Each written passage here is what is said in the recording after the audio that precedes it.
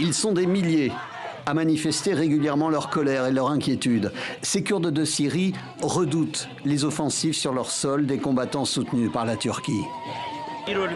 Nous sommes sortis aujourd'hui pour soutenir nos forces. Dans la nouvelle Syrie, quelle est notre place? Il faut qu'ils reconnaissent notre existence.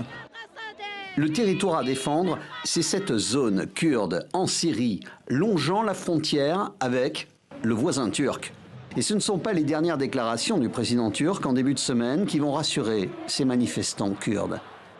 Nous ne consentirons pas à la désintégration de la Syrie ou à la perturbation de sa structure. Si nous voyons un risque à cet égard, nous prendrons rapidement les mesures nécessaires. La menace pour les Kurdes est claire.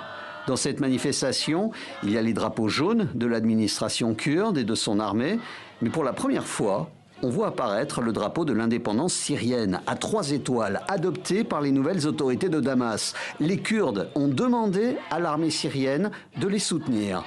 Mais comme rien n'est simple, voici le nouvel homme fort de la Syrie, très peu de temps après son arrivée au pouvoir, en train de recevoir le chef de la diplomatie turque. La Turquie est un soutien de taille pour Damas. Dans cette région du Rojava, ces jours-ci, d'autres drapeaux se font de plus en plus nombreux.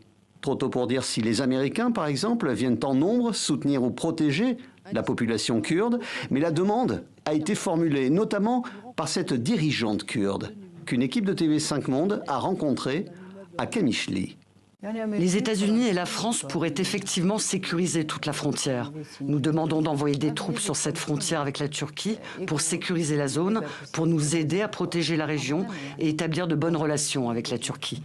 Le secrétaire d'État américain affirme que les États-Unis travaillent pour empêcher une offensive d'Ankara contre les combattants kurdes de Syrie. Sans plus d'informations sur la nature de ce travail, Paris, de son côté, ne communique pas sur l'existence d'un accord ou de discussion sur cet envoi de troupes.